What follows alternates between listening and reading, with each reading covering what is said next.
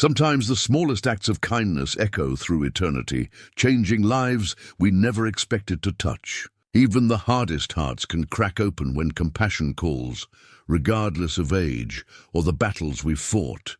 Einar the Giant was a warrior who lived alone. He trusted no one and showed mercy to none. Standing 7 feet tall, he had crushed many Saxon enemies in battle. He preferred the silence of his empty home to the complications that came with caring for others. Then came the storm. Deep in the northern woods, he found a Saxon woman stumbling through the trees, half dead from cold. Every part of him said to walk away. Saxons were his enemies, but something in her eyes made him stop. He saved her, sheltered her, and watched her leave without thanks. Days later, she returned with a wounded child, saying words that would change everything. "You're the only one I trust." What happens when a warrior's heart opens to love that crosses all boundaries? Before we jump back in, tell us where you're tuning in from. And if this story touches you, make sure you're subscribed, because tomorrow I've saved something extra special for you. The longhouse stood like a weathered giant against the northern sky, its timber walls darkened by countless seasons of rain and snow. Smoke curled from the central hearth, carrying the scent of burning oak and the lingering aroma of morning porridge across the settlement. Einar's home sat apart from the others, perched on a small rise that overlooked the fjord, where Viking longships rested like sleeping dragons against the wooden docks. Inside, the great hall stretched nearly 40 feet from door to door, its peaked ceiling supported by massive oak beams that Einar had hewn himself during his first winter of solitude. Animal pelts covered the plank floors, bear, wolf, and elk that had fallen to his bow and blade. The walls bore the scars of his restlessness, deep gouges where he'd practiced knife throws during endless winter nights, and hooks that held his weapons when sleep finally claimed him. Above the central hearth, mounted on iron brackets he'd forged in his own smithy, hung his battle axe. The weapon was a thing of terrible beauty, its double-headed blade etched with runes that promised swift death to his enemies. The handle, worn smooth by years of use, bore notches for every Saxon warrior who had fallen beneath its weight. 37 marks scarred the ash wood, each one a life taken in service to his clan and the old ways. Yet for all its fearsome reputation, the axe had not tasted blood in nearly 2 years. It hung there like a sleeping serpent, waiting for a call to violence that Einar found himself less and less eager to answer. The morning light, filtering through the hide-covered windows, revealed a space that spoke of loneliness as much as strength. A single chair sat before the fire, its arms polished by countless evenings of solitary contemplation. One wooden bowl, one cup, one set of eating knives rested on the long table that could have seated a dozen men. The sleeping alcove held furs enough for one, though the bedframe could have accommodated 3. Einar moved through his domain with the careful precision of a man who had learned to fill empty spaces with routine. At 34 winters, he possessed the kind of strength that came not just from birth, but from a lifetime of wielding heavy weapons and hauling fishing nets from storm-tossed seas. His hands, scarred from blade work and rope burn, could split firewood with an axe or thread a needle with equal skill, talents learned from necessity rather than choice. The settlement below buzzed with the familiar sounds of morning. Children's laughter carried on the wind as they chased geese through the muddy streets. Women called to each other across garden plots where hardy vegetables struggled against the northern climate. Men gathered near the harbour, their voices rising and falling as they discussed the day's fishing prospects and shared news from other settlements along the coast. Bjorn Ironside, the clan leader, lived in the largest longhouse at the settlement's heart. 20 years Einar's senior, he ruled with the kind of wisdom that came from surviving 4 decades of Viking politics and 3 Saxon wars. His graying beard and deliberate speech commanded respect from even the most hot-headed young warriors. Yet Einar knew that Bjorn watched him with growing concern, wondering why his most effective fighter had grown so reluctant to answer the call to battle. The other warriors, Ragnar the Swift, Olaf Crowspeaker and Eric Bloodaxe had once been Einar's closest companions. They had shared the brotherhood of the shield wall, the fierce joy of victory, and the solemn duty of carrying fallen friends to their funeral pyres. But as the years passed and Einar withdrew further into solitude, the bonds between them had stretched thin as spider silk. They still nodded when they passed him in the settlement, still included him in their councils when Saxon raiders threatened the coast. But they no longer sought his company in the mead hall, no longer invited him to share their fires when the ale flowed freely and old stories demanded retelling. They sensed something changing in their giant friend, something that made them uncertain how to approach him. The truth was that Einar had grown weary of war in ways he could never speak aloud. Each battle that should have brought glory now left him feeling hollow.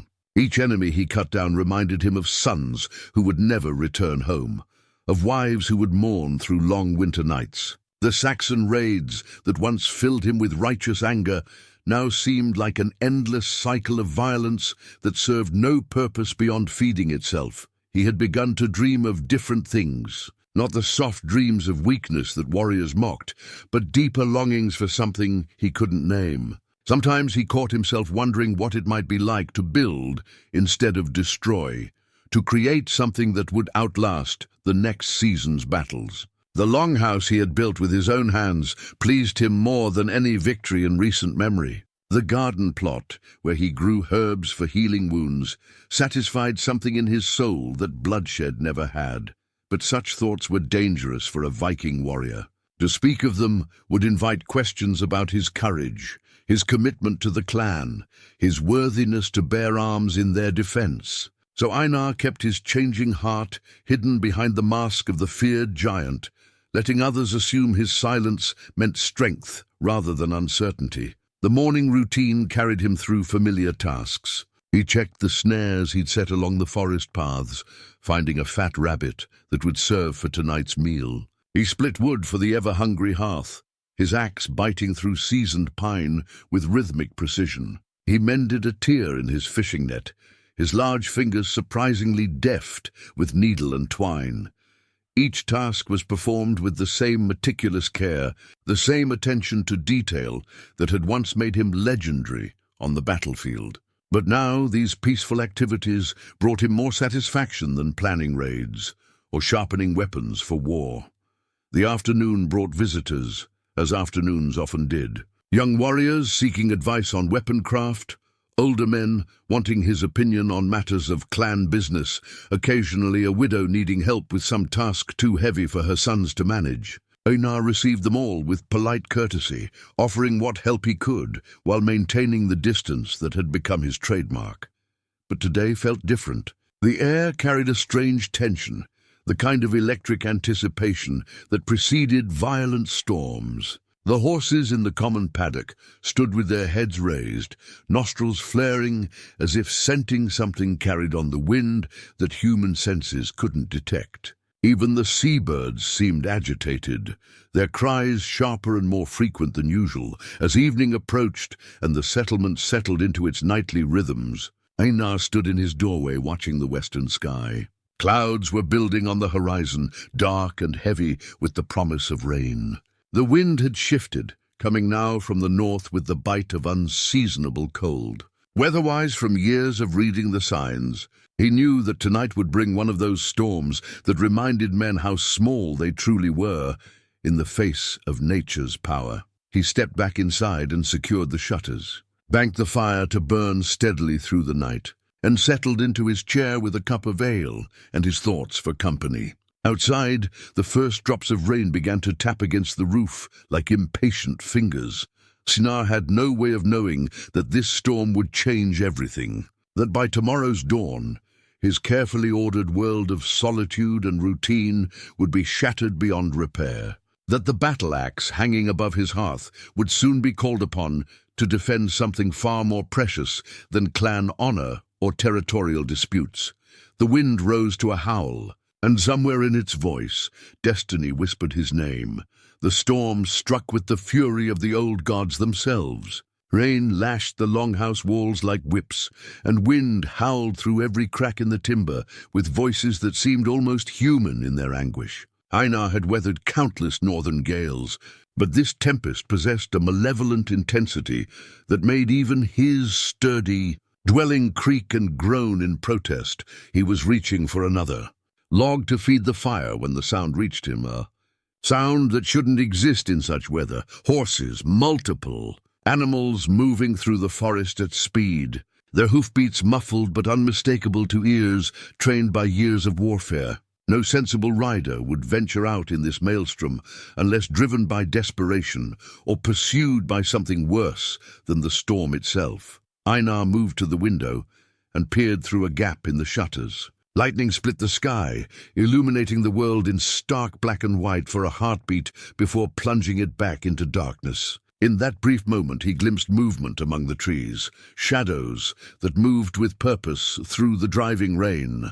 Duty warred with common sense. The settlement's outer scouts were his responsibility, and if riders approached in such weather, they brought either urgent news or deadly trouble. Either way, his clan needed to know.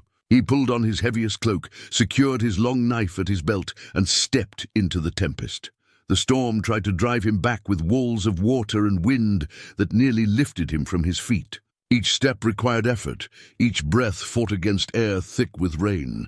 But Einar pressed forward, following the sounds that led him deeper into the pine woods that bordered the settlement's northern edge. The trees provided some shelter, their thick canopy breaking the worst of the downpour into scattered drops that struck like cold coins against his face. He moved carefully, placing each foot with the caution of a hunter tracking dangerous prey.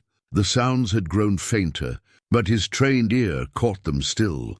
The labored breathing of exhausted horses, the creak of leather, the soft murmur of human voices speaking words he couldn't quite make out. Another lightning flash revealed them clearly this time. 3 riders huddled beneath a massive pine, their mounts steaming and trembling from exhaustion. Even in the brief illumination, Einar could see they were in desperate straits. One horse stood with its head hanging low, sides heaving with each breath. The riders themselves hunched in their saddles like broken dolls. He started toward them, then stopped as recognition struck him like a physical blow. The clothing, the horse tack, the shape of their weapons, Saxon, enemies in his clan's territory. Perhaps scouts for a larger force preparing to strike while the storm provided cover.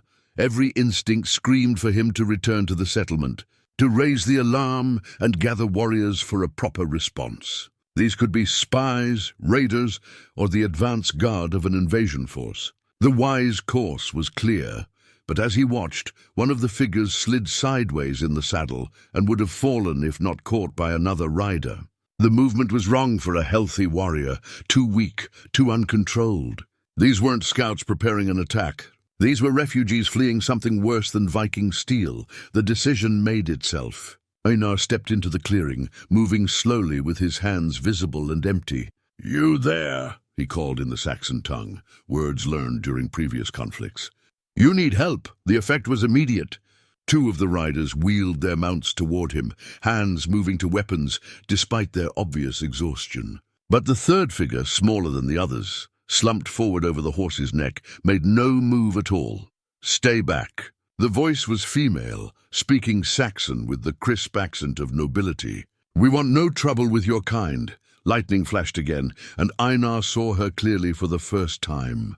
Not the grizzled warrior he'd expected, but a woman perhaps 25 winters old, her dark hair plastered to her skull by rain, her face pale with exhaustion and something that might have been desperation. She wore the traveling clothes of the Saxon upper class, though they were now sodden and torn from hard riding.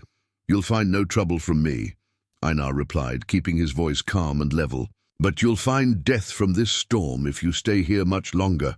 The woman's companion, a young man barely out of boyhood, struggled to keep his sword steady despite arms that shook with fatigue. "We need no help from Vikings," he declared, though his voice cracked with the effort. "Perhaps not," Einar said, water streaming from his beard as he gestured toward the slumped figure. "But she does. The woman followed his gaze, and her defiance crumbled.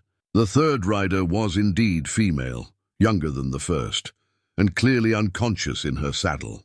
Even in the poor light, Einar could see that her lips had taken on the blue tinge that preceded death from cold.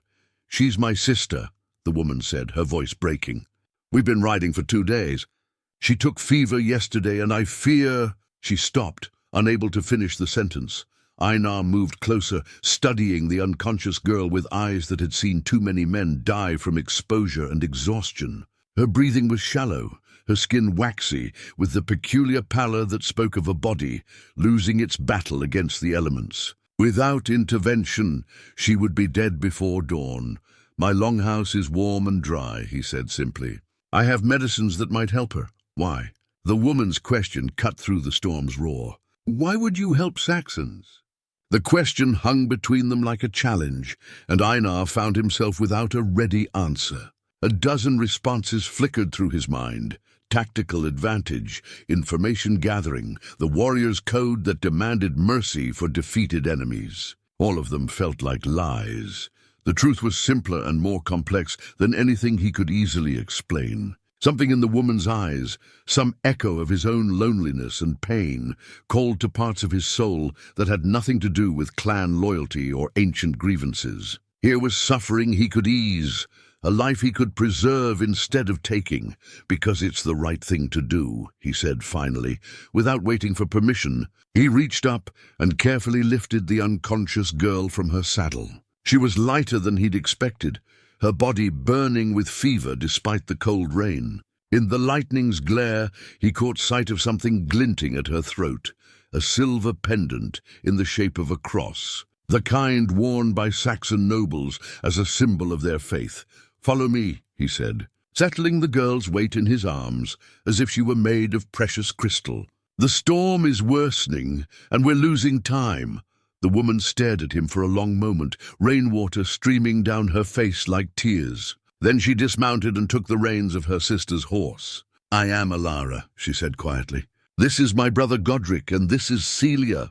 "Einar," he replied, already turning toward home. "And for tonight, you are under my protection." The journey back through the storm felt endless. Celia's weight grew heavier with each step, and more than once Einar felt her breathing falter in a way that made his heart race with concern. Behind him, Alara and Godric struggled with their exhausted mounts, but they kept pace without complaint. By the time they reached his longhouse, all of them were soaked through and shivering. Einar kicked open the door and carried Celia directly to the hearth, laying her gently on the furs before his chair. In the firelight, her condition was even more alarming. Her skin had taken on a grayish cast, and her breathing came in short, irregular gasps. "Get her out of those wet clothes," he ordered Alara, moving quickly to his store of medicines. "Wrap her in the driest furs you can find, and keep her close to the fire." As Alara tended to her sister, Einar prepared the remedies his mother had taught him in childhood: willow bark tea for fever, honey mixed with strong ale to give strength, herbs that would help clear congested lungs. His hands worked with practiced efficiency, while his mind wrestled with the enormity of what he'd just done. He had brought enemies into his home, offered them his protection, and committed himself to their care. If the clan discovered what he'd done, there would be questions he couldn't answer and consequences he couldn't avoid. But as he watched Alara cradle her sister with fierce tenderness, whispering prayers in the Saxon tongue, while tears mixed with rainwater on her cheeks, Einar knew he would make the same choice again. Some things mattered more than clan politics and ancient hatreds. The storm raged on outside, but within the longhouse, 3 strangers had found sanctuary. And in offering it, Einar had taken the first step down a path that would transform everything he thought he knew about honor, duty, and the true meaning of strength. Dawn broke grey and sullen over the settlement, the storm having spent its fury during the night, but leaving the world sodden and exhausted in its wake. Einar had not slept. Instead, he had maintained a careful vigil over his unexpected guests, monitoring Celia's labored breathing and preparing fresh remedies whenever her fever spiked. The healing herbs hung in neat bundles from the rafters above his sleeping alcove. Chamomile and willow bark, elderflower and pine needle tea, dozens of plants his mother had taught him to recognize and use during his childhood.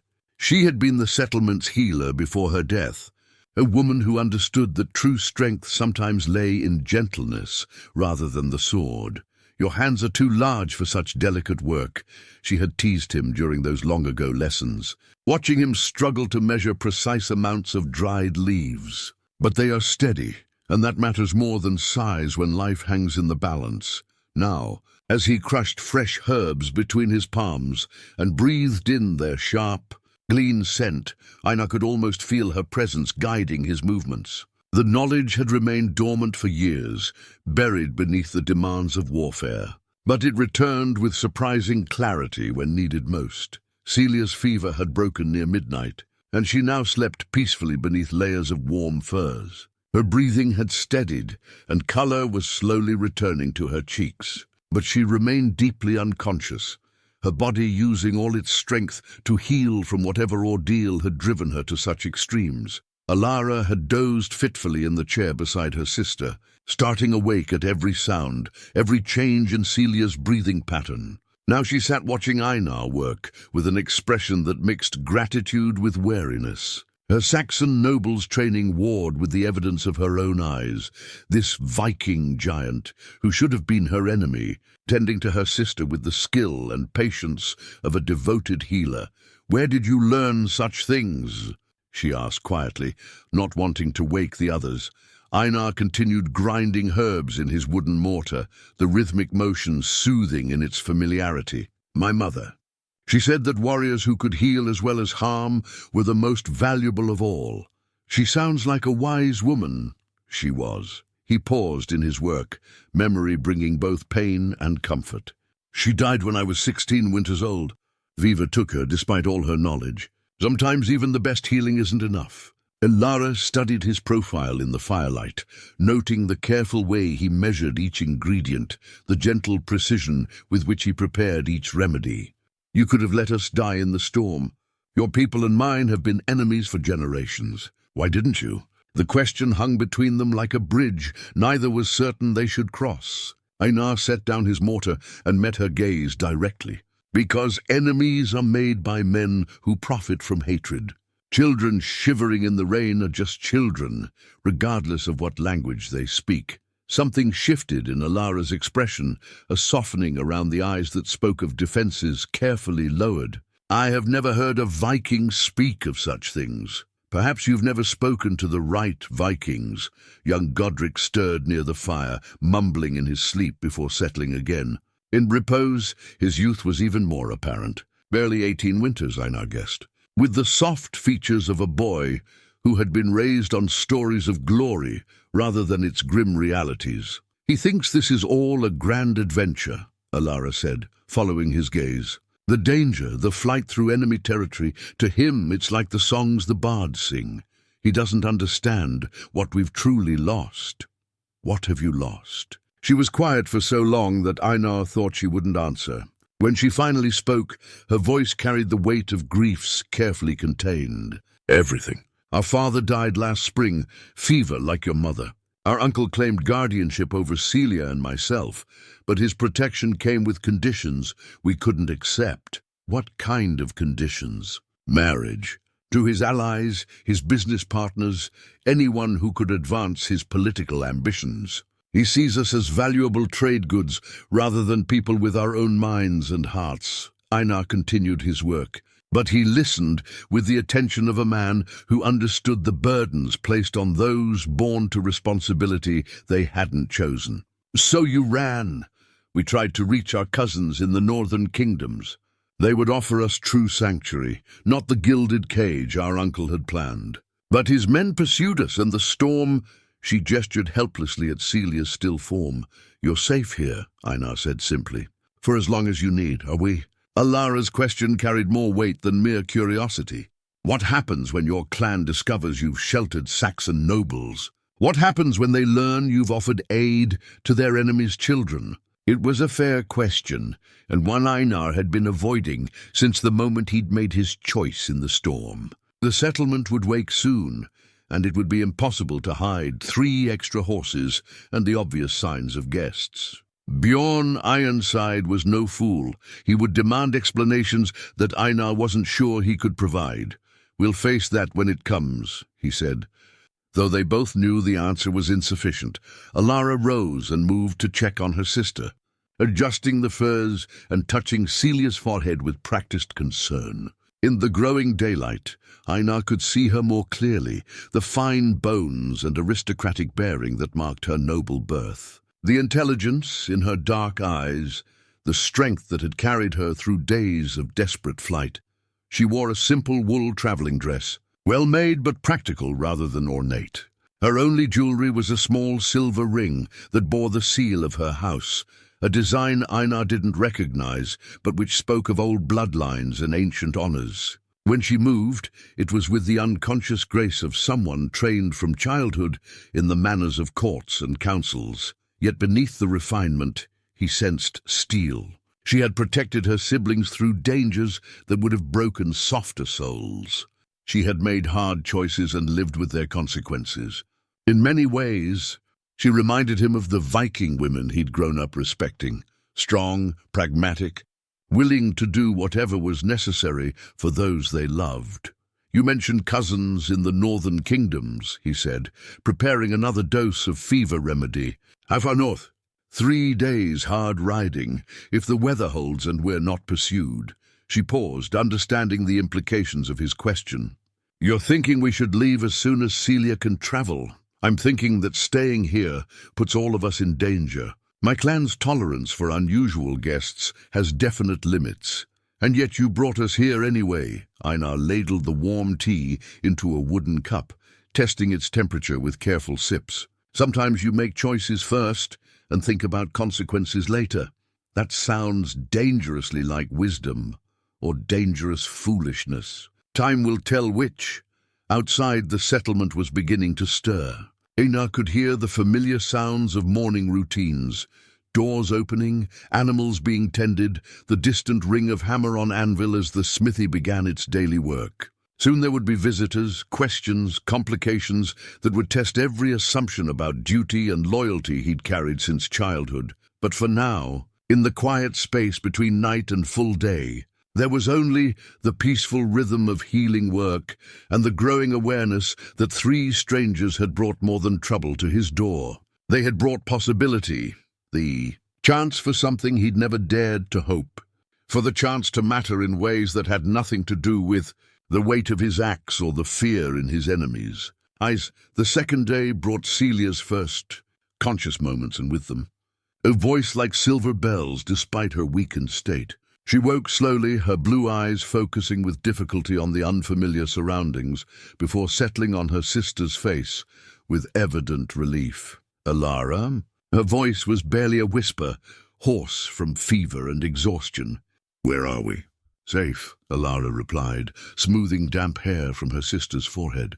"This is Einar. He helped us during the storm." Celia's gaze moved to the Viking giant who knelt beside the hearth, stirring a pot of healing broth. Her eyes widened as she took in his size and obvious strength, but instead of fear, curiosity filled her expression. "You're very tall," she observed with the directness of the young. Einar's lips twitched in what might have been a smile. "So I'm often told. Are you going to hurt us?" "No, little one." "You're my guests." Something in his tone must have satisfied her, because Celia relaxed against the furs and accepted the warm broth he offered. She was perhaps 14 winters old, Einar estimated, with the same dark hair and intelligent eyes as her sister, though her features still held the softness of youth that hadn't yet been hardened by life's trials. As the hours passed and Celia's strength returned, the dynamics in the longhouse began to shift. Godric, no longer focused solely on his sister's survival, grew restless and suspicious. He positioned himself near the weapons hanging on the walls, his hand never far from the Saxon sword at his side. "We should leave as soon as possible," he muttered to Alara during one of Einar's absences. "This Viking hospitality feels like a trap." A trap. Alara glanced toward the door, where Einar had gone to tend his animals.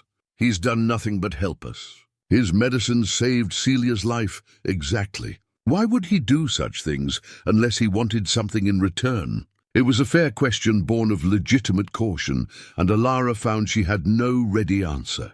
In her world of political marriages and calculated alliances, kindness always came with a price. Yet nothing in Einar's behavior suggested ulterior motives.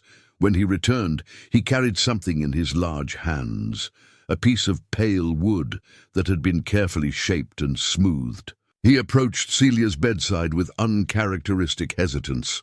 "I thought you might like this," he said, offering the object to the girl. It was a comb, carved from birchwood with intricate knotwork patterns along its spine. The teeth had been cut with perfect precision, and the whole piece had been polished to a soft gleam. Despite its simple material, it possessed the kind of craftsmanship that spoke of patient hours and careful attention to detail.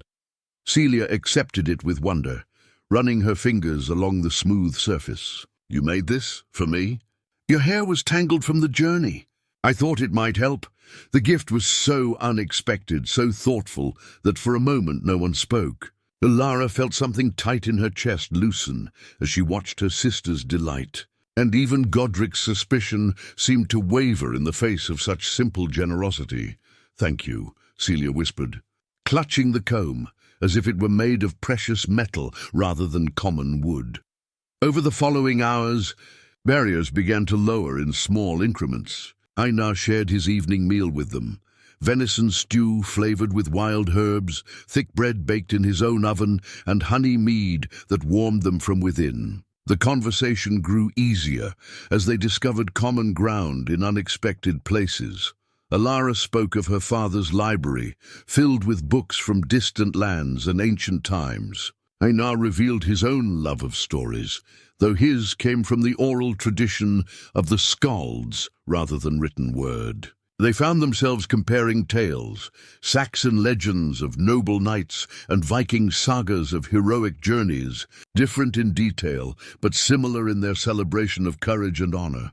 "In our stories," Alara said, "the Vikings are always the villains. Raiders who come in the night to burn and steal. In ours," Einar replied, "the Saxons are the ones who steal, land that belonged to our fathers and our fathers' fathers." "Perhaps both stories are true," Celia observed, with the clarity that sometimes came from youth.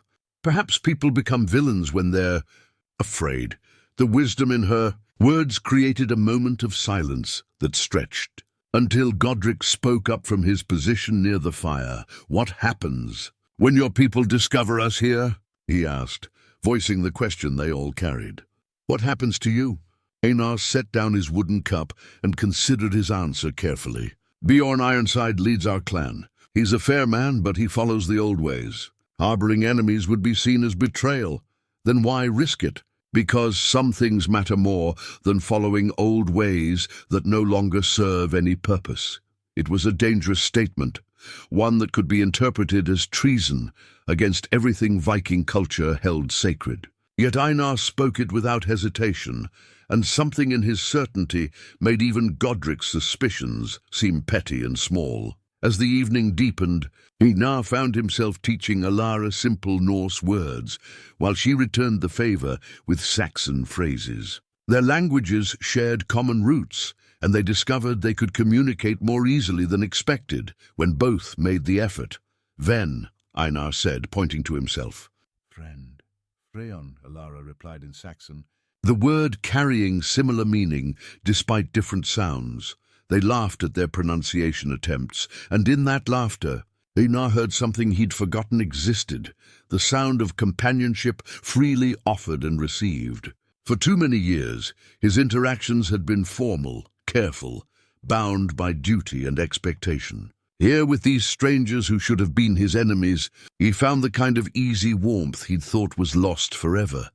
But even as the evening passed in growing comfort, all of them understood that this peace was temporary. Beyond the longhouse walls, dawn would bring the settlement fully to life, and with it, questions that couldn't be avoided indefinitely. Near midnight, As Godric dozed by the fire and Celia slept peacefully under her furs, Alara approached Einar at the hearth, where he sat staring into the flames.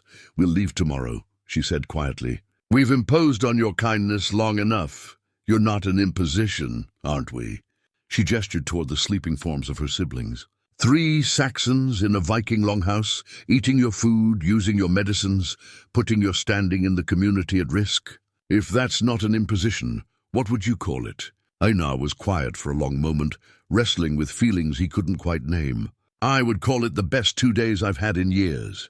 The honesty in his words surprised them both. Alara studied his profile in the firelight, noting the way shadows softened the harsh lines of his face, making him look younger and somehow more vulnerable. "You're a strange man, Einar the Giant, so I'm often told." They sat in comfortable silence, watching the fire burn lower as the night deepened around them. Neither wanted to speak of tomorrow's inevitable parting, but both knew it couldn't be avoided much longer. The wooden comb lay beside Celia's sleeping form, catching stray gleams from the dying flames, a small symbol of unexpected kindness in a world that seemed to have forgotten such things existed. 3 days passed in a haze of unexpected. The contentment that Einar knew couldn't last. Each morning brought the familiar routines of tending his guests, but now those tasks felt less like duty and more like privilege. He found himself lingering over breakfast preparations, taking extra care with the healing teas, inventing small projects that would keep them all together just a little longer. But the outside world wouldn't wait forever. On the morning of the 4th day, Alara rose before dawn and began gathering their few belongings with quiet efficiency. Celia had recovered enough to walk short distances, though she still tired easily. Godric had grown increasingly restless, pacing the longhouse like a caged wolf whenever he thought no one was watching. "The weather has cleared," Alara announced as Einar emerged from checking on his animals. "The roads should be passable now." He nodded, though something cold settled in his chest at her words. "Your horses have recovered their strength. They'll carry you well." It was a practical conversation about practical matters, but underneath ran currents of emotion neither wanted to acknowledge. They moved around each other with careful politeness, like dancers following steps they'd never learned but somehow understood. Einar packed provisions for their journey: dried meat, hard cheese, small loaves of travel bread that would keep for days. He filled a water skin with his best mead and added herbs that would help Celia maintain her strength during the long ride ahead. Each item was chosen with care, as if the right supplies could somehow protect them from whatever dangers waited beyond his ability to help. "You've been more than kind," Alara said, watching him work. "How can we ever repay such generosity?" "By reaching safety. By living well." He paused in his packing, meeting her gaze directly. "By remembering that not all Vikings are the monsters from your stories. And you. Will you remember that not all Saxons deserve the hatred of yours?" "I think," Einar said carefully, "that I'll remember many things about these past few days." They left as the sun reached its zenith, when most of the settlement would be busy with midday meals and afternoon work. Einar had scouted the paths earlier, finding routes that would take them away from the main roads without requiring them to pass too close to other longhouses. He walked beside them for the first mile, leading them through forest paths that would eventually connect with the northern trade routes. Celia rode her own horse now, though Alara stayed close beside her. Godric brought up the rear, constantly checking their back trail with the nervous energy of youth trying to prove itself ready for danger. When they reached the place where the forest path joined the main road, they all understood it was time for farewells. "The northern kingdoms are 3 days hard riding from here," Einar told them, pointing toward distant hills, barely visible through the trees. "Follow the trade route, but stay alert for other travelers. Not everyone you meet will have good intentions." "We know," Alara replied. "We'll be careful." Celia urged her horse closer to Einar's side and leaned down to touch his shoulder. "Thank you for the comb," she said quietly. "I'll treasure it always. Use it well, little one, and grow strong. Godric offered his hand in the Saxon manner of farewell between equals, a gesture that would have been unthinkable just days before. "I misjudged you at first," he admitted. "I'm glad to have been proven wrong." Then it was Alara's turn, and suddenly there were a dozen things Einar wanted to say, and no words adequate to contain them. She seemed to struggle with the same difficulty, opening her mouth to speak before closing it again with a frustrated shake of her head. "Travel safely," he said finally. "Live well," she replied. They rode away without looking back, and Einar stood watching until the trees swallowed them completely. Only then did he allow himself to feel the full weight of their absence, an emptiness that seemed to echo in his chest with every heartbeat. The walk back to his longhouse felt longer than it ever had before. The familiar sights that had once brought him comfort now seemed hollow and strange, as if someone had rearranged his world while he wasn't paying attention. His home, which had been his sanctuary for so many years, now felt unnaturally quiet and far too large for one man alone. He tried to return to his normal routines. He checked his snares, split firewood, mended fishing nets, prepared a simple evening meal. But every task felt mechanical, performed by habit rather than purpose. The chair where Celia had recovered from her fever stood empty beside his hearth. The spot where Alara had slept seemed to call attention to its vacancy. Even Godric's restless pacing was preferable to this profound stillness.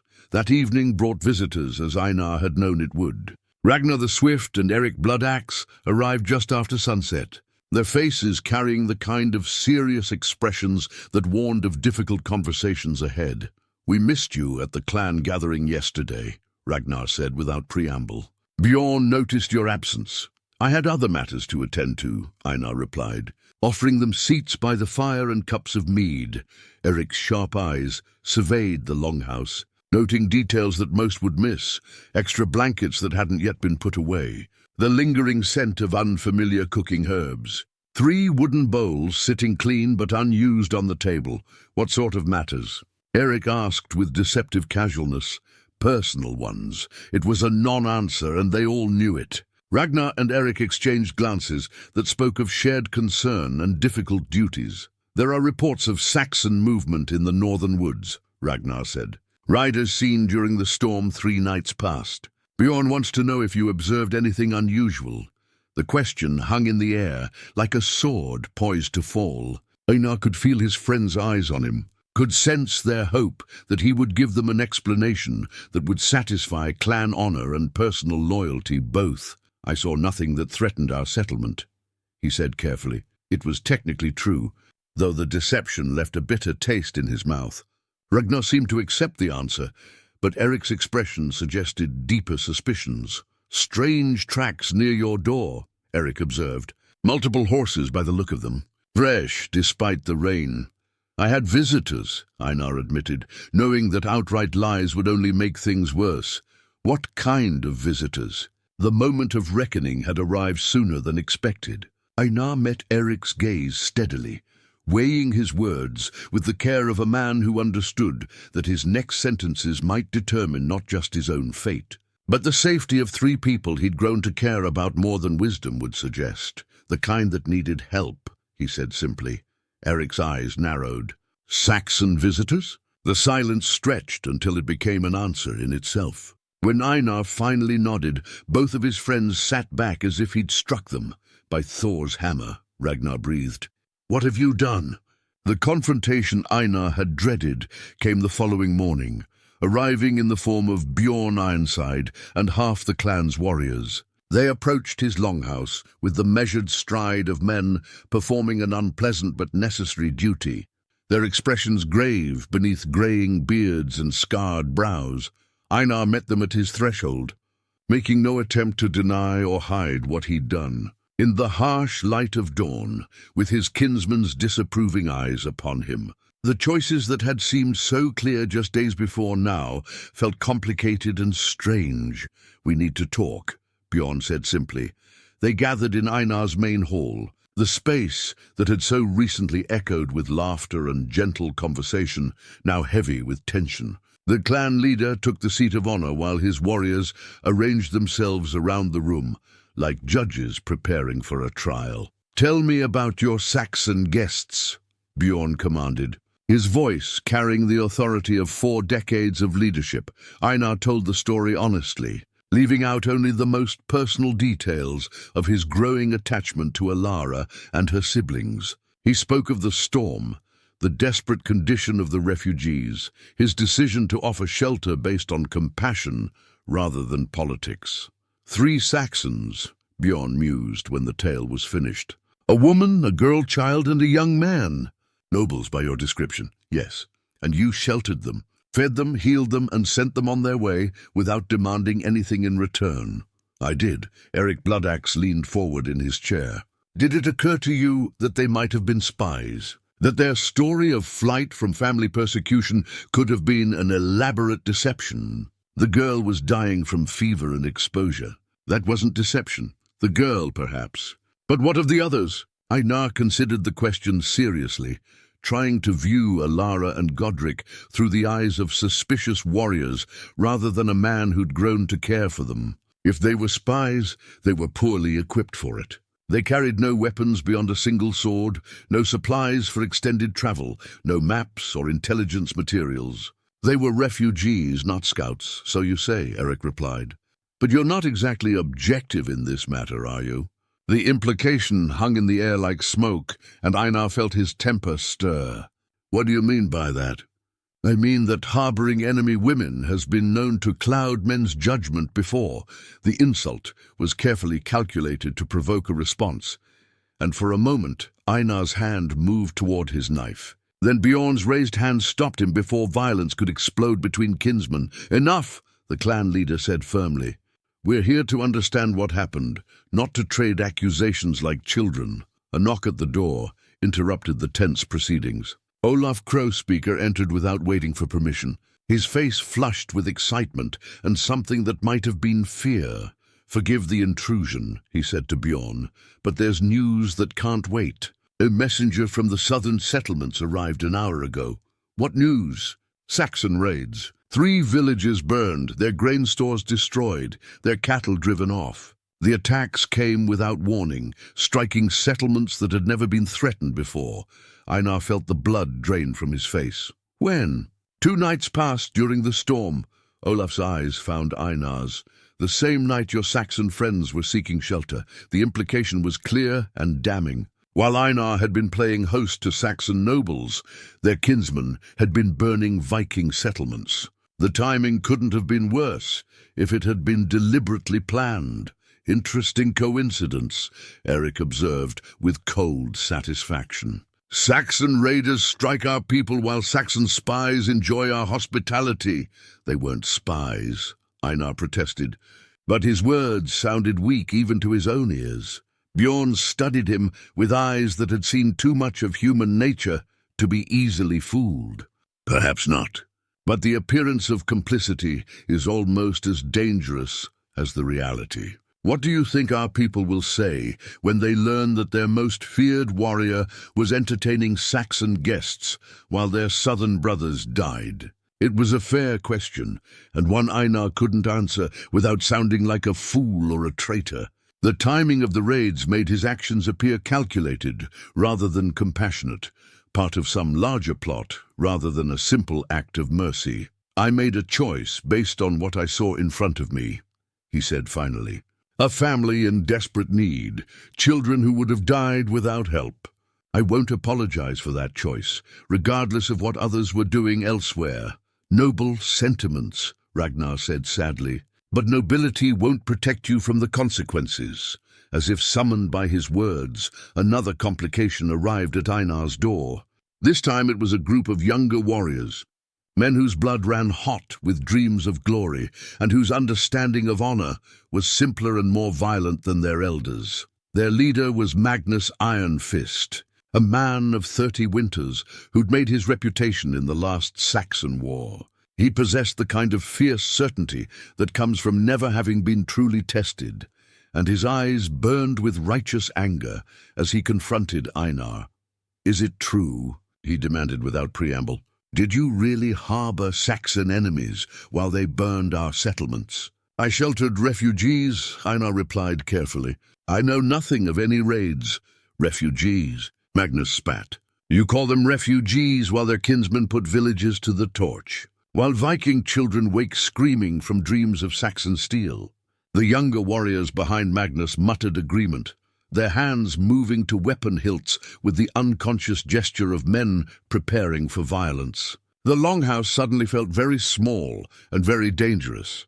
Bjorn rose from his chair with the deliberate movements of age and authority. That's enough. This is a matter for the clan council to decide, not a mob of hot-headed boys, is it? Magnus challenged, his voice rising. When one of our own betrays us for Saxon smiles. When children die while he plays nursemaid to our enemies. I said enough. The iron in Bjorn's voice would have stopped most men, but Magnus was beyond reason now. No, I think it's time we reminded Einar the Giant what it means to be Viking, what it means to choose your own people over your enemy's comfort. Magnus's hand closed on his sword hilt, and suddenly the morning air crackled with the possibility of bloodshed. Other warriors tensed, unsure whether to support their leader or challenge a man they'd once called friend. Einar remained perfectly still, though every instinct screamed for him to reach for his own weapons. Violence now would solve nothing and prove everything his accusers suspected about his divided loyalties. It was Bjorn who broke the tension, stepping between the potential combatants with the authority of absolute leadership. No blood will be shed in this matter until the clan council has spoken, he declared. Magnus, take your men and return to your duties. Einar, you'll confine yourself to this longhouse until we can convene a proper hearing. And if I refuse, then you'll prove that Magnus is right about your loyalties. The choice was no choice at all. Einar nodded his acceptance, watching as the younger warriors filed out with obvious reluctance. When only Bjorn and the senior warriors remained, the clan leader fixed him with a look that mixed disappointment with something that might have been pity. I've known you since you were a boy, Bjorn said quietly. I watched you grow into the finest warrior this clan has produced in 2 generations. But I no longer know what you've become. The words hit harder than any physical blow could have. As his kinsman filed out, leaving him alone with his thoughts and his choices, Einar wondered if he knew either. 2 days of house confinement had given Einar too much time to think, and not enough to do. He paced his longhouse like a caged bear, turning over every conversation with Alara, every moment of their brief time together, searching for clues he might have missed. The weight of his kinsman's suspicion pressed down on him like a physical burden, made worse by his growing certainty that he'd been played for a fool. The sound of approaching horses broke through his brooding thoughts. Through his window, he saw a sight that made his heart race with conflicting emotions. Alara rode toward his door, but she wasn't alone. Celia sat behind her on the same mount, and both looked as if they'd been riding hard for hours. Einar threw open his door before they could knock, his eyes scanning them for signs of injury or pursuit. What are you doing here? It's not safe, we know, Alara said, sliding down from her horse with evident exhaustion. But we had no choice. She helped Celia dismount, and Einar saw that the girl was worse than tired. She was terrified. Her face was pale as winter snow, and her hands shook as she clutched something against her chest. Where's Godric? Einar asked, noticing the absence of the young man. Dead. The word fell from Alara's lips like a stone into still water. Uncle Godwin's men caught up with us yesterday. Godric tried to fight them off while we escaped. Her voice broke, and she turned away to hide tears that had been held back too long. Einar felt something cold settle in his stomach. I'm sorry. He was brave. He was a boy playing at being a hero, Alara said bitterly. And it got him killed. Celia stepped forward then, still clutching whatever she held against her chest. Sister, show him. Show him what Godric died protecting. With trembling hands, Alara reached into her travel pack and withdrew a leather tube, the kind used to protect important documents during long journeys. From within it, she extracted a rolled parchment covered with official seals and ribbons. Do you read Latin? She asked Einar. Some. My mother taught me letters, then read this. Read it and understand why Godwin's men were so desperate to catch us. Why they killed my brother rather than simply capture us. Einar accepted the document with careful hands, noting the weight of the parchment and the quality of the seals. This was no ordinary correspondence. It bore the marks of highest authority, the kind of document that could change the fate of kingdoms. As his eyes moved across the Latin text, his frown deepened. The words seemed impossible, too significant to be real. Yet there they were, written in formal diplomatic language and sealed with the marks of both Saxon and Viking leaders he recognized. "This is a treaty," he said slowly. "A formal peace agreement between my father, representing the southern Saxon kingdoms, and your own High King Magnus of the northern clans," Alara finished. "Negotiated in secret over the past 2 years, due to be signed and announced within the month." Einar's mind reeled as the implications struck him. A peace treaty. After generations of warfare, my father spent the last 5 years of his life working toward this moment, Alara continued. He believed that the constant raids and counter-raids served no purpose beyond enriching a few war chiefs while impoverishing both our peoples. This document represents the formal end to hostilities, the establishment of trade agreements, even provisions for intermarriage between noble houses. But if this is real, if peace was so close, Einar stopped as understanding crashed over him like a cold wave. The raids, the attacks on our southern settlements, Godwin's work. My uncle has been sabotaging the peace process from the beginning, using his position as my father's trusted brother to undermine every negotiation. He profits from the war trade, weapons, slaves, plunder. Peace would cost him a fortune. Celia spoke up then, her young voice steady despite her obvious fear. He murdered our father, made it look like fever, but I saw him pour something in father's wine the night he died. He needed us dead too, because we knew about the treaty. The pieces fell together with horrible clarity. Einar sank into his chair, the document trembling in his hands as he understood how completely he'd been manipulated. "The raids during the storm," he said. "Godwin's men, not legitimate Saxon warriors. Mercenaries wearing Saxon colors, attacking Viking settlements to make the peace impossible. Uncle Godwin has been playing both sides, stirring up hatred whenever negotiations showed progress. And Einar's voice caught as he realized his own role in the deception. By sheltering you, by appearing to collaborate with Saxons while the raids occurred, I've given him the perfect weapon against the peace process. When this becomes known, no Viking will trust that any Saxon can be dealt with honorably. That was his intention," Alara confirmed. "He counted on someone like you, honorable, compassionate, to offer us help. Your clan's reaction, their suspicion and anger, will spread to others. Soon every Viking will see Saxons as treacherous spies who attack with one hand while offering friendship with the other." Einar rose from his chair and began pacing again. But now his movement was purposeful rather than frustrated. How do we prove this? How do we expose Godwin's role before it's too late?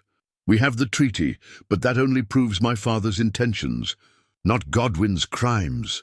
Celia reached into her traveling pouch and withdrew something small and gleaming, a gold ring bearing an elaborate seal. "I have this. Uncle Godwin's signet ring. I cut it from his captain's finger after they killed Godric." Einar examined the ring closely, noting the intricate design that marked it as belonging to high Saxon nobility. "This proves that Godwin's men were involved in your brother's death, but it proves more than that," Alara interrupted. "That ring was used to seal the orders for the mercenary attacks. The same design will be found on the documents authorizing payments to the raiders, the orders for which settlements to strike. All of it. Godwin is too arrogant to trust such matters to subordinates. Then we need to find those documents. They'll be in his stronghold, 3 days south of here. But even if we could reach them, even if we could prove his guilt, who would believe us now? You're suspected of Saxon sympathies, and we're the enemies who supposedly deceived you." It was a fair point, and one that highlighted the brilliance of Godwin's scheme. By manipulating events to make Einar appear compromised, He'd eliminated the one Viking warrior whose word might have carried enough weight to challenge the deception. A knock at the door interrupted their planning. Einar gestured for Alara and Celia to hide in the sleeping alcove before answering. Eric Bloodaxe stood on his threshold, but the older warrior's expression was troubled rather than hostile. "May I come in? There are things we need to discuss." Einar stepped aside, his mind racing. Had Eric seen the horses? Did he know about Alara's return? "I've been thinking about your Saxon guests," Eric said without preamble. "About the timing of the raids, about the strange coincidences that have led us to suspect you of treachery. Have you now? Strange thing about those southern raids. The attackers knew exactly which settlements to hit, exactly where to find the grain stores and livestock. That's not the kind of knowledge foreign raiders should possess." Einar's pulse quickened. "What are you suggesting?" "I'm suggesting that someone with detailed knowledge of our defenses provided that information. Someone who wanted to make the attacks as devastating as possible. One of our own people." Eric nodded grimly. "I've sent riders to investigate the burned settlements. If I'm right about what they'll find, then you and your Saxon friends may not be the enemies we should be watching for." The conversation was interrupted by a commotion outside. Shouts, the sound of many horses, the clash of weapons being drawn. Through the window, Einar could see armed riders surrounding his longhouse, their Saxon colours clearly visible in the afternoon light. "Godwin," Alara whispered from her hiding place. "He's found us." Eric's hand moved to his sword hilt as he peered out the window. "Those aren't raiders. That's a formal war party, flying diplomatic banners alongside their battle standards. Diplomatic banners. They want to talk, not fight. But they've brought enough men to ensure the conversation goes their way." As if to emphasize the point, a voice called out from the mounted force. "Einar the Giant, we know you harbor Saxon fugitives. Send them out, and no harm will come to you or your kinsmen." The trap was closing, but now Einar understood its true nature. This wasn't about capturing refugees or punishing a Viking warrior's misplaced compassion. This was about eliminating the last witnesses to Godwin's conspiracy and ensuring that the truth about the peace treaty died with them. But perhaps, with Eric's suspicions aroused and evidence of Godwin's guilt in hand, they still had a chance to turn the trap against its creator. The voice outside called again, more insistent this time. "Einar the Giant, you have 1 minute to produce the Saxon fugitives, or we'll come in and take them." Eric drew his sword with a whisper of steel against leather. "How many men do you see out there?" Einar peered carefully through the gap in his shutters, counting the mounted figures arranged in a loose circle around his longhouse. 20, maybe 25. All well-armed, well-mounted. Professional soldiers, not farmers with pitchforks. "Mercenaries," Alara said, emerging from her hiding place, despite Einar's gesture to stay concealed. "Uncle Godwin never trusts important work to men who might develop inconvenient loyalties." Eric's eyes widened as he took in her appearance, the noble bearing, the fine features, the obvious exhaustion of someone who'd been running for her life. "So, you're the Saxon woman who's caused such an uproar?" "I am Alara, daughter of Lord Edmund the Peaceful, sister to the late Godric the Brave, and guardian to Celia the Innocent," she replied with formal dignity. "And you are?" "Eric Bloodaxe, sworn sword to Bjorn Ironside, and longtime friend to this stubborn giant." His voice carried dry humor despite their desperate situation. "Though I'm beginning to think his stubbornness may have saved us all from making a terrible mistake." Outside, the sound of weapons being drawn reached them, the distinctive ring of steel that preceded violence. Einar moved to his weapon rack and began arming himself with practiced efficiency. His long knife went to his belt, a throwing axe to his shoulder harness, and finally his hands closed around the familiar weight of his battle axe. "Eric, can you reach Bjorn? Can you get word to the clan about what's really happening here?" The older warrior shook his head. "Not without fighting our way through that circle first. And even if I could, would they believe me? The evidence is compelling, but it's also convenient. Some will say we invented this conspiracy to excuse your actions." Celia stepped forward, her young voice steady despite the terror in her eyes. "Then we have to make them believe. We have to show them proof they can't deny. What kind of proof? Einar asked. Uncle Godwin himself, alive, confessing his crimes in front of witnesses who can't be dismissed as biased. Alara stared at her sister. Celia, he's not just going to confess because we ask nicely. And even if he did, who would believe words spoken under duress? Not under duress, the girl replied. Under oath, before proper witnesses, with evidence they can examine for themselves. She held up her uncle's signet ring, letting it catch the light from the hearth. This ring has sealed documents. If we can capture Uncle Godwin and force him to reveal where those documents are hidden, if we can capture him, Eric interrupted. That's 25 armed men out there, and we're 3 warriors protecting a child. 4 warriors, Alara corrected quietly. Eric looked skeptical. No offense, lady, but this isn't a game for... His words were cut off as Alara moved with fluid grace to Einar's weapon rack and selected a Saxon long sword. She drew it with easy familiarity, testing its balance with the practiced motions of someone who'd trained extensively in its use. My father believed that noble daughters should know how to defend themselves and their holdings, she said simply. I've had excellent teachers. The demonstration was brief but convincing. Her form was textbook perfect, her grip confident, her footwork that of someone who'd spent years mastering the blade. Eric nodded his grudging approval. 4 warriors then. Still not good odds. Better than they think, though, Einar mused, studying the arrangement of attackers through his window. They're positioned for a siege, not an assault. They expect us to cower inside while they negotiate or starve us out. What are you thinking? I'm thinking that Godwin made a mistake coming here personally. He could have sent subordinates to handle this, but his arrogance demanded that he oversee our capture himself. How do you know he's out there? Alara answered before Einar could. Because that's his voice doing the shouting.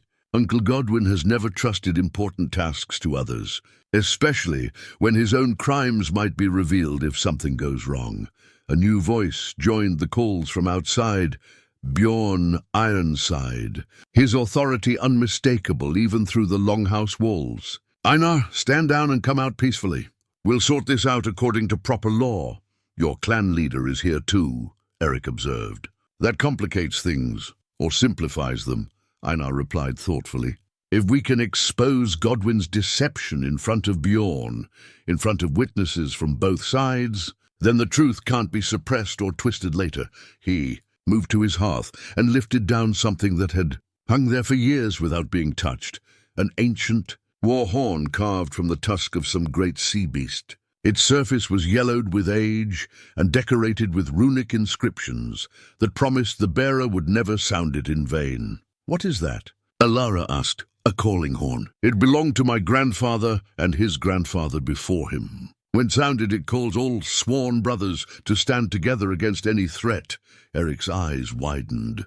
Einar, that horn hasn't been blown in 20 years, not since the Great Saxon War. If you sound it now, then every warrior within 5 miles who remembers the old oaths will come running, Einar finished, including those who might normally side with Magnus and the hotheads who want my blood.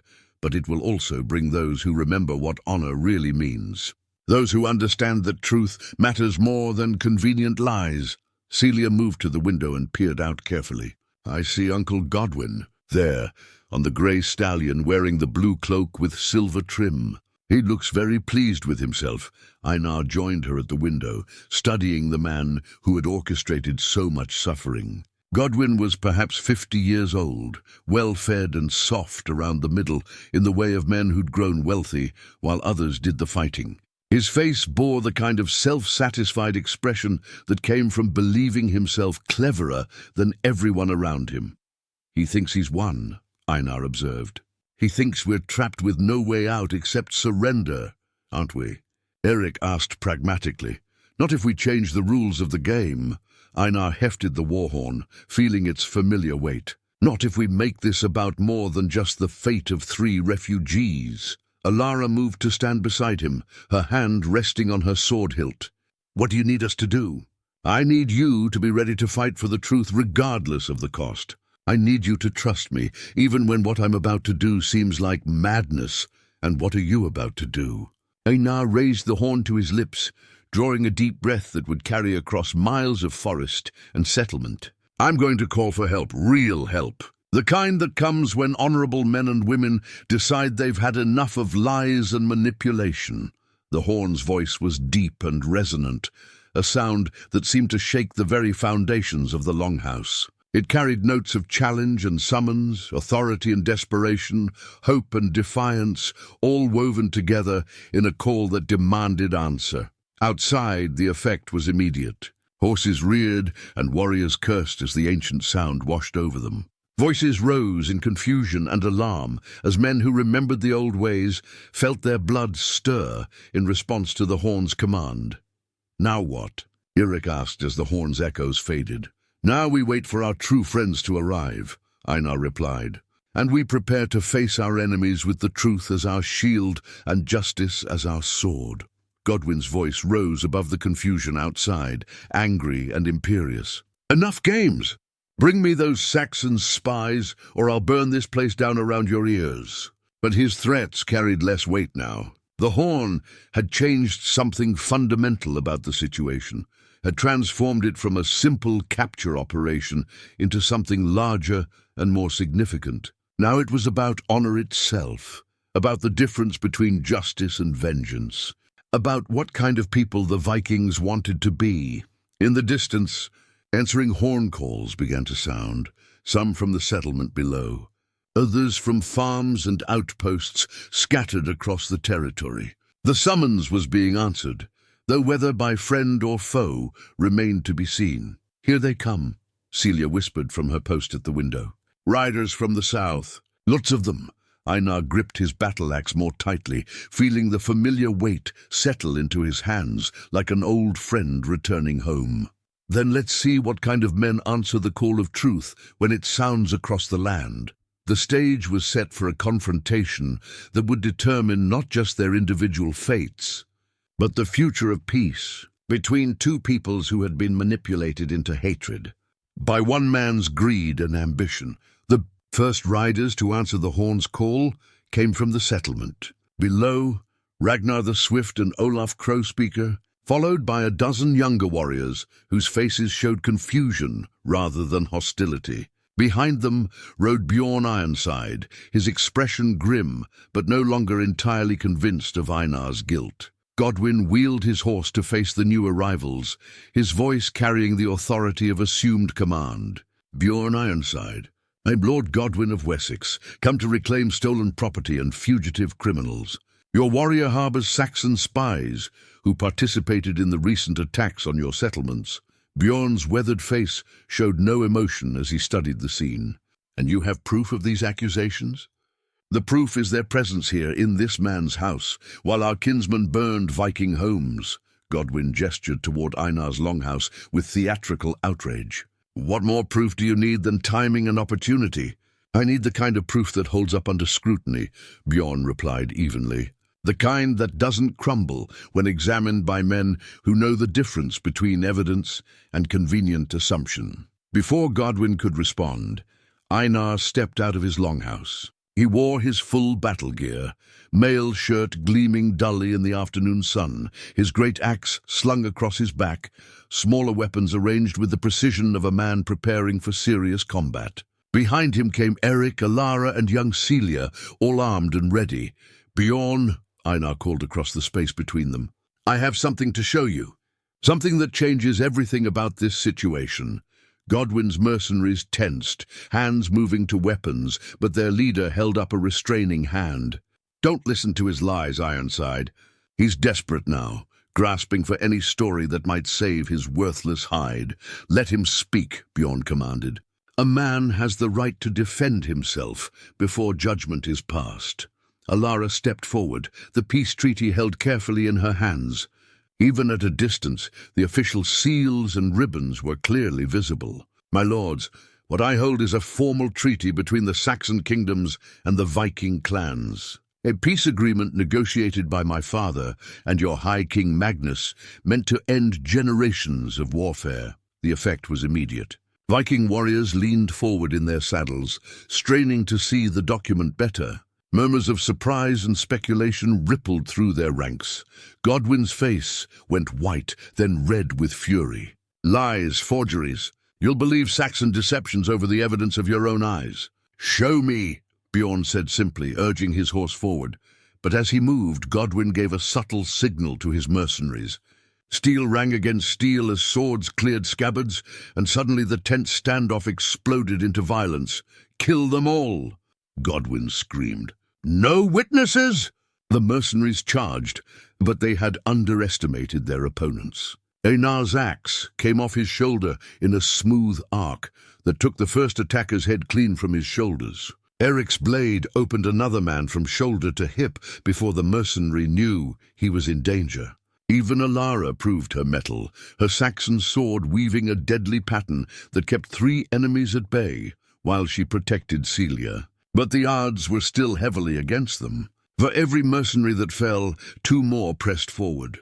Godwin's men were professionals, well-trained, and utterly ruthless. They fought with the cold efficiency of soldiers who killed for gold. Rather than glory, a white banner appeared among the combatants. Celia had grabbed a piece of cloth and was waving it frantically while staying close to her, sister's protective swordwork. The peace banner artifact, hastily improvised but unmistakably symbolic, caught the attention of both sides. "Stop!" she cried, her young voice somehow cutting through the clash of weapons. Look at what we're fighting for." The momentary pause in combat allowed Bjorn and his warriors to join the fray properly. Fresh Viking steel turned the tide, driving back mercenaries who suddenly found themselves outnumbered and surrounded. But Godwin wasn't finished. Drawing his own sword, a beautiful weapon that had likely never seen real combat, he spurred his horse directly toward Alara and the treaty she still clutched. "If I can't have those documents destroyed quietly, I'll burn them in front of witnesses," he snarled. Einar intercepted him, his massive frame blocking the Saxon lord's path. "You want to reach them? You go through me, gladly." Godwin's blade came down in a vicious overhead cut that would have split a lesser man's skull, but Einar was no lesser man. His axe caught the sword's descent, turned it aside, and the return stroke opened a red line across Godwin's ribs. The Saxon lord screamed, more in rage than pain, and pressed his attack with desperate fury. Around them the battle was turning decisively. Godwin's mercenaries, seeing their employer engaged in personal combat and their own numbers steadily diminishing, began to look for escape routes rather than victory. "Surrender," Bjorn called out, his voice carrying absolute authority. "Throw down your weapons, and you'll be given fair treatment." Several mercenaries took him at his word, casting aside their swords and raising empty hands. Others tried to flee, only to find themselves surrounded by more Vikings who'd answered the horn's call. But the real battle was between Einar and Godwin, 2 men fighting for more than just their lives. They fought for the future of peace itself, for the truth that could heal generations of hatred, or the lies that would perpetuate it forever. The duel between Einar and Godwin became the focal point of the entire battle. 2 men whose conflict embodied the larger struggle between truth and deception, honor and greed. Around them, the sounds of combat gradually faded as mercenaries surrendered or fell. But neither combatant seemed aware of anything beyond their deadly dance. Godwin fought with the desperation of a man who knew that defeat meant more than death. It meant exposure of his crimes and the collapse of everything he'd built through years of careful manipulation. His swordwork was technically proficient, but lacked the instinctive flow that came from a lifetime of real combat. Einar, by contrast, moved with the fluid grace of a born warrior. His axe seemed to become an extension of his will, striking and parrying with economical precision that spoke of countless battles fought and survived. But there was something different about his fighting style now, less of the berserker fury that had made him legendary, more of the controlled strength that came from having something precious to protect. "You think you've won something here?" Godwin snarled between sword strokes, his face red with exertion and rage. "Even if you kill me, the damage is done. Vikings will never trust Saxon promises again. The peace is already dead." Only if we let it die, Einar replied, his axe turning aside a thrust that would have pierced his heart. Only if we choose hatred over hope. Their weapons clashed again, the ring of steel on steel echoing across the suddenly quiet battlefield. Most of the mercenaries were down now, dead or surrendered, and the surviving combatants had formed a rough circle around the two leaders. Alara stood at the circle's edge, the peace treaty still clutched in her hands, but her sword ready in case other threats emerged. Celia pressed close beside her, the improvised peace banner now showing stains of battle, but still clearly visible. Young Celia's voice suddenly cut through the clash of weapons. "Look in his belt pouch, more documents." She was right. As Godwin twisted and lunged, papers spilled from a leather pouch at his waist. Bjorn quickly retrieved them, his eyes widening as he scanned the contents. "Orders for mercenary attacks," he announced loudly enough for all to hear. "Payment schedules. Maps showing which settlements to hit and when, all bearing Saxon noble seals." He looked up, his gaze finding Godwin's face. "Your seals, I'd wager." The revelation rippled through the watching warriors like wind through grain. Here was proof that couldn't be dismissed or explained away, physical evidence of the conspiracy that had manipulated them all. Godwin's attack became wilder, more desperate. "Forgeries, all of it! You'll believe anything rather than admit your precious giant has been played for a fool." But his protests carried no weight now. The truth was written in his own hand, sealed with his own ring, witnessed by men whose honor couldn't be questioned. The end came suddenly. Godwin, driven to fury by the collapse of his deception, left himself open in a reckless overhead strike. Einar's axe swept up in a perfect counter, not to kill, but to disarm, sending the Saxon sword spinning through the air to land point first in the earth 20 feet away. Godwin staggered, clutching his wrist where Einar's axe had struck with the flat of its blade rather than the edge. The blow had been carefully controlled, designed to end the fight without ending the man's life. "Yield," Einar commanded, his weapon poised for a killing stroke if refused. "Us yield," Godwin gasped, sinking to his knees. "I yield." The silence that followed seemed to stretch forever.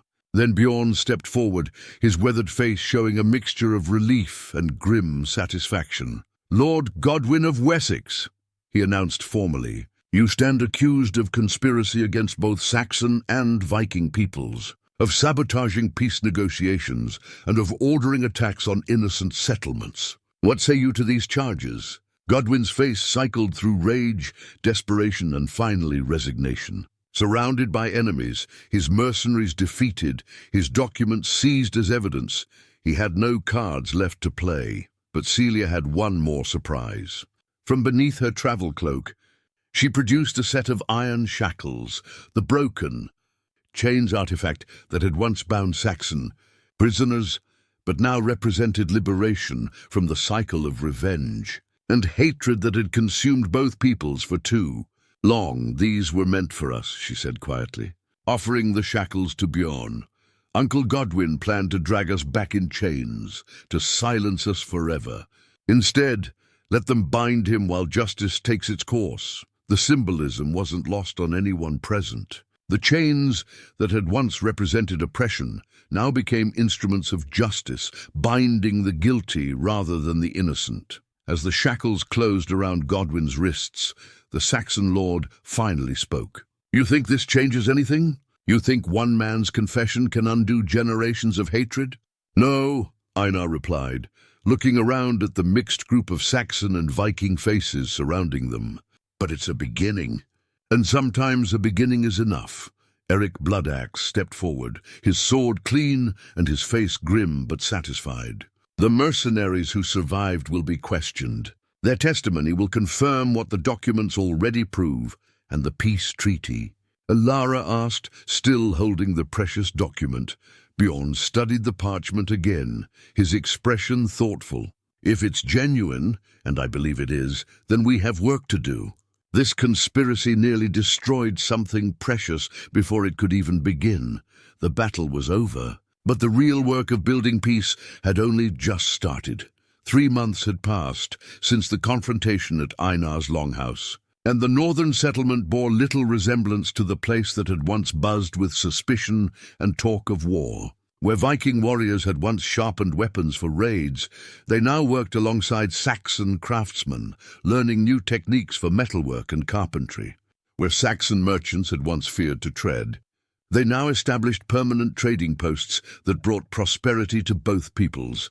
The Great Hall of Bjorn Ironside had become a meeting place for diplomats and traders from across the northern kingdoms. Maps covered the long tables where battle plans had once been drawn, showing new trade routes and shared patrol areas where Saxon and Viking warriors worked together to suppress the few remaining bands of mercenaries and brigands who still profited from chaos. Einar stood at the hall's great window, watching the harbour where Saxon and Viking ships rested side by side.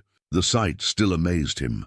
Vessels that had once been built for war, now converted to carry grain and cloth, tools and livestock, all the goods that peaceful peoples needed to thrive. "Admiring your handiwork?" Alara asked, approaching from behind with quiet steps. He turned to find her dressed not in the travel-stained clothes of a refugee, but in the fine robes of a diplomatic envoy. The past months had been kind to her. The constant fear had left her eyes, replaced by the confident bearing of a woman who knew her place in the world and was comfortable with the responsibilities it brought. "Our handiwork," Einar corrected gently. "None of this would have been possible without your courage in preserving that treaty, and your willingness to risk everything for strangers who should have been your enemies." They stood together in comfortable silence, watching the bustle of activity below. Celia could be seen among the merchant stalls, no longer the terrified child who had clutched a wooden comb like a lifeline, but a young woman learning the arts of diplomacy and trade that would serve her well when she came into her inheritance. "The wedding preparations are coming along well," Alara observed with a smile that held both happiness and nervous anticipation. Shnar nodded, his own expression mixing joy with something that might have been amazement. Even now, weeks after Alara had accepted his proposal, he sometimes couldn't quite believe that she had chosen to bind her life to his. The betrothal had caused a sensation in both Saxon and Viking territories, not because it was opposed, but because it represented something entirely new. Noble marriages between former enemies as equals, rather than conquered and conqueror. Unions based on love rather than political necessity. "Your people have been generous in their acceptance," he said. "Yours as well. Though I suspect Bjorn had something to do with smoothing the way, the clan leader had indeed proven instrumental in gaining approval for the match. His endorsement of the peace treaty, combined with his testimony about Einar's loyalty and Godwin's treachery, had carried enormous weight with the High King Magnus. The formal alliance between Saxon and Viking territories was now a reality, with trade agreements and mutual defense pacts that would bind the two peoples for generations. "Has there been word from the south about Godwin's trial?" Einar asked. "Justice was served," Alara replied with grim satisfaction. "The Saxon lords who had been his accomplices were stripped of their lands and titles. The mercenary companies he employed were disbanded. Most importantly, the families of those killed in his false flag raids have received compensation and formal apologies. And the man himself? Exiled to a monastery, where he'll spend whatever years remain to him in contemplation of his crimes." Celia argued against execution, saying that his death would make him a martyr to those who still opposed the peace. Wisdom beyond her years, they were interrupted by the arrival of Eric Bloodaxe, who bore the satisfied expression of a man who'd just concluded successful negotiations. "The Wessex delegation has agreed to the final terms," he announced. "The wedding will be recognized by both Saxon and Viking law, with full honors accorded to both traditions." "2 ceremonies, then?" Einar asked with mock resignation. "2 ceremonies," Eric confirmed with a grin. "One in the Saxon manner for Alara's people, one in the Viking tradition for yours. I'm told the preparations will take most of the day. And the rings?" For answer, Eric produced 2 simple bands that gleamed in the afternoon light. They had been forged by the settlement's master smith, according to specifications that held deep meaning for both cultures. Saxon silver intertwined with Viking iron, two metals that had once represented opposing forces now joined in perfect union. "They're beautiful," Alara whispered, "accepting the rings with careful reverence, like the people who'll wear them," Eric replied gallantly. That evening, as the sun set over the harbour and the day's work gave way to the evening meal, Einar found himself once again in his longhouse. But it no longer felt empty or too large for one man. Alara's presence had transformed the space, adding touches of comfort and beauty that made it truly feel like home. Celia sat by the fire, carefully maintaining the wooden comb that had become one of her most treasured possessions. The simple gift had survived their flight, their desperate journey, and all the dangers that had followed, becoming a symbol of the kindness that had started everything. "Tomorrow will change everything," Alara said, settling beside Einar in the chair they now shared. "Tomorrow will make official what's already true," he replied, taking her hand in his. "We've been building a new life together for months now. The ceremony will just let everyone else celebrate what we've already discovered." She leaned against his shoulder, and for a moment they simply enjoyed the peace of their shared quiet. Outside, the sounds of the settlement continued, children laughing, adults calling to each other across the streets, the normal sounds of a community at peace with itself and its neighbors. "Do you ever regret it?" Alara asked quietly. "The choice you made that stormy night? All the complications that followed?" Einar considered the question seriously, thinking of everything that had changed since he'd decided to help three strangers in the woods. His old life of solitary strength had given way to something richer and more complex, full of responsibilities he'd never imagined and joys he'd never thought possible. "Never," he said finally. Not for a moment, as if to punctuate his words, a knock came at the door. But this time, instead of bringing danger or unwelcome complications, it announced the arrival of friends, Bjorn and Eric, Ragnar and Olaf, even some of the younger warriors who had once questioned Einar's loyalty. They came bearing gifts for the wedding feast, stories to share, and the easy fellowship of men who had chosen to build rather than destroy. As the evening progressed and the ale flowed freely, the longhouse filled with laughter and warmth that would have seemed impossible just a few months before. When the guests finally departed and quiet settled over the house once more, Einar and Alara stood together in their doorway, looking out at a world that had been transformed by the simple decision to show mercy to strangers in need. Tomorrow would bring new challenges, new opportunities to prove that peace was stronger than hatred, that love could bridge any divide. But tonight was for contentment, for the quiet satisfaction of knowing that they had helped build something good and lasting. The wedding rings caught the last light of the dying fire, simple bands that represented the union of two hearts and two peoples who had learned that their similarities mattered more than their differences. As they closed the door on one chapter of their lives and prepared to begin another, both knew that the greatest adventures were still ahead of them. Sometimes the smallest acts of kindness really do echo through eternity, changing lives in ways no one could predict. And sometimes, when we choose compassion over suspicion, love over fear, we discover that the best stories are the ones we write together.